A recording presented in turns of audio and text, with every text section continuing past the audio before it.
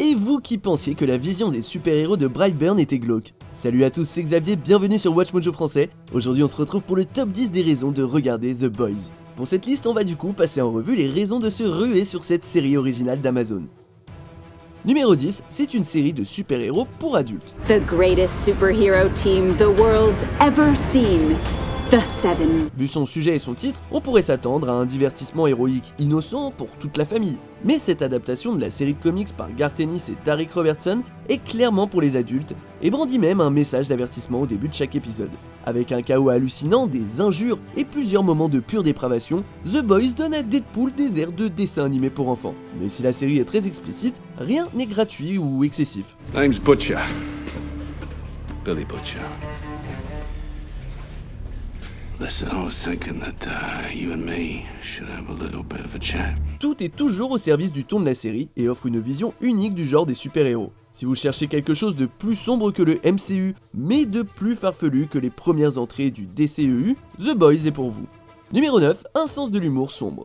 Si on considère que Watchmen était un poil plus satirique, le film serait égal à The Boys. La série a été développée par Eric Kripke, qui mélangeait comédie et fantasy sombre dans Supernatural. Parmi les forces créatives clés se trouvent les producteurs Seth Rogen et Evan Goldberg, qui ont précédemment créé Preacher, une autre comédie noire basée sur une série de comics.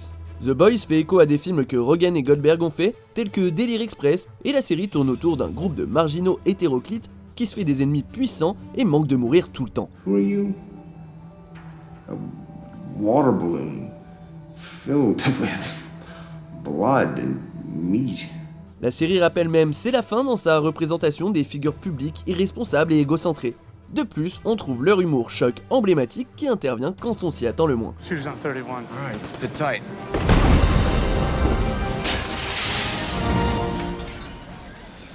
Elevators? Numéro 8, pour son univers. Le premier épisode nous plonge en plein milieu d'un univers où les super-héros font partie du quotidien. En un sens, ça ressemble vachement aux Indestructibles, mais en un petit peu moins optimiste, on va dire. Can I get a selfie? Of course you can. Dans cet univers, sauver le monde est plus une sorte d'emploi à mi-temps pour les meilleurs héros. Faire des apparitions publiques et lancer des franchises cinématographiques est leur premier job, et Vought International a la main sur les médias. That is our job, our honor. We are Vought. We make heroes super. Sans entrer dans les détails de l'histoire, on a tout de suite droit à une forte connaissance de la façon dont ce monde fonctionne et reflète le nôtre. Cet univers devient de plus en plus fascinant alors que ces soi-disant héros montrent leur vraie nature et un aperçu des coulisses. You know, like I could be in the van with the thing and like, you know, he's down the hall to the left. Like I can... Yeah, look, son, I think it's best I take it from here, you know what I mean? Numéro 7, sa représentation des célébrités. Même si on enlève le côté surnaturel, The Boys serait tout de même une série totalement pertinente sur la façon dont les riches et les célèbres abusent parfois de leur pouvoir. On idéalise souvent les stars comme si elles étaient incapables de faire du mal. What? I mean, you said you had a crush on me. I figured that, you know. Aujourd'hui, plus que jamais, on comprend à quel point les vedettes sont non seulement faillibles, mais parfois carrément imbuvables. Dans The Boys par exemple, l'équipe de super-héros nommée les 7 paraît irréprochable quand les caméras sont là. You ever touch me again, I will burn your eyes out. Mais à l'insu des fans, ils sont en fait capables de harcèlement, de toxicomanie et de meurtre. Si les stars n'ont pas de super pouvoir dans la vie, beaucoup se sentent invincibles à cause de leur statut. Mais une fois que le public voit la véritable personnalité d'une célébrité, elle n'est plus intouchable. Numéro 6, sa vision des enjeux sociaux actuels. Dans le premier épisode, un membre des 7 force une nouvelle recrue à faire des horreurs derrière des portes closes. Whoa, hey, wait. It's just a question of how bad you want to be in the Seven. En réalisant que celui qu'elle admirait est en fait un énorme porc, Starlight est confuse, dégoûtée et furieuse évidemment. If I say so, you know you'd be out of here. Especially since you attacked me. I what? Comme sa carrière est menacée, elle ne voit pas d'autre alternative que d'accepter. D'après ce que rapportent les témoignages et les médias du début du XXIe siècle, la situation de Starlight n'est que trop commune. You and me, just roll with the punches for like 3 minutes, maybe. It's not a big deal. Même avec ses pouvoirs extraordinaires, Starlight se sent trop impuissante pour dire non dans ce moment affreusement réaliste. Cette scène lance l'une des intrigues les plus captivantes et pertinentes de la série, où Starlight découvre que le plus héroïque, c'est la parole qui brise le cycle infernal. Yeah, don't worry. I'll be fine. I'm here. And I'm not going anywhere. Numéro 5, son message sur l'autorité. Si certains personnages, comme Starlight, veulent vraiment rendre le monde meilleur, d'autres ne s'intéressent qu'au pouvoir et aux avantages qu'être un héros apporte. Dans la plupart des cas, les 7 tuent plus de gens qu'ils n'en sauvent à cause de leur négligence, de leur imprudence et de leur mépris pour la vie humaine.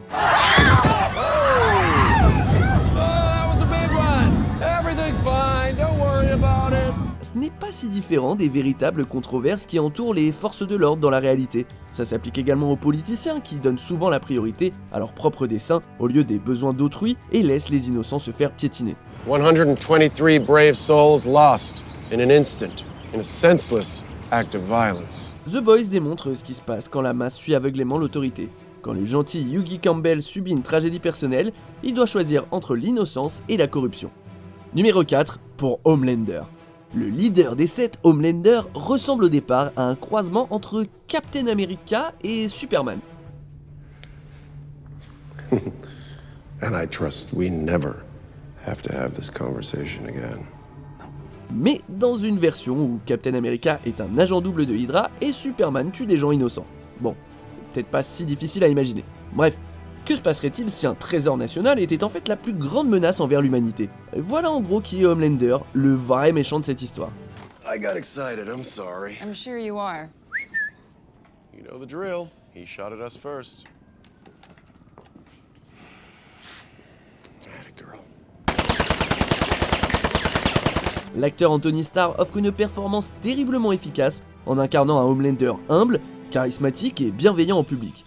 Mais en privé, ce n'est rien de plus qu'un égocentrique avec des tendances sadiques. Oh, middle of the Atlantic. Yep. No man's land. You can't operate on foreign soil, but a plane hijacked over international waters. If you intercept, no one will protest. Ces scènes avec la vice-présidente de Vought, Madeleine Stillwell, incarnée par Elizabeth Shue dans son comeback, font partie des moments les plus perturbants de la télévision. Numéro 3, Karl Urban dans le rôle de Billy Butcher. De Star Trek à Dredd, Karl Urban est l'un des acteurs cultes les plus divertissants du domaine. Ce néo-zélandais est né pour jouer Billy Butcher, le leader des Boys, qui n'a pas besoin de pouvoir pour envoyer du lourd. Urban apporte son attitude de dur à cuire signature et un côté roublard au personnage, mais Billy est bien plus qu'une force brute qui lance des injures. I don't know how to blackmail anybody. Huey, you've done a murder. Comparatively speaking, this will be a piece of cake. Sa vendetta contre les 7 est mue par les liens entre Homelander et sa femme, qui a mystérieusement disparu. Alright, Frenchie, find it. You're in the clear. Billy menace alors tous les super-héros avec beaucoup de préjugés et croit que même celles et ceux qui affirment avoir de bonnes intentions tourneront mal. Si on comprend les motivations de Billy, ce qu'il est prêt à faire pour se venger montre pourquoi il n'existe pas de héros purs dans cette série. Would have taken me forever to work that one out. Good job. Numéro 2, c'est twist surprenant.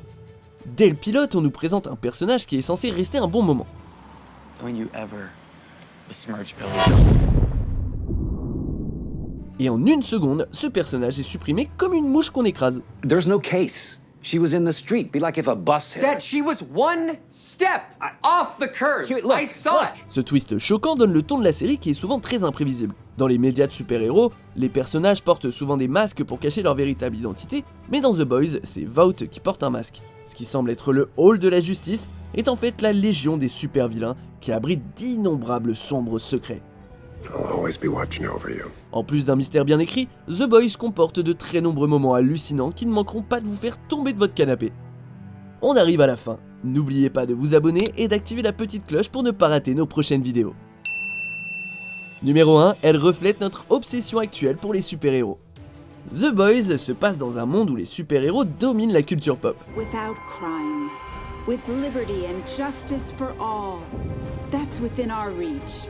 Thanks to the 200 plus superheroes in the Vought family. Avec plus de 200 héros cotés à leur disposition, les sociétés comme Vought peuvent continuer à créer des blockbusters indéfiniment. Ça vous rappelle quelque chose? Si The Boys a clairement été fait par les fans de super-héros, la série reflète aussi le monopole qu'ils ont sur le cinéma.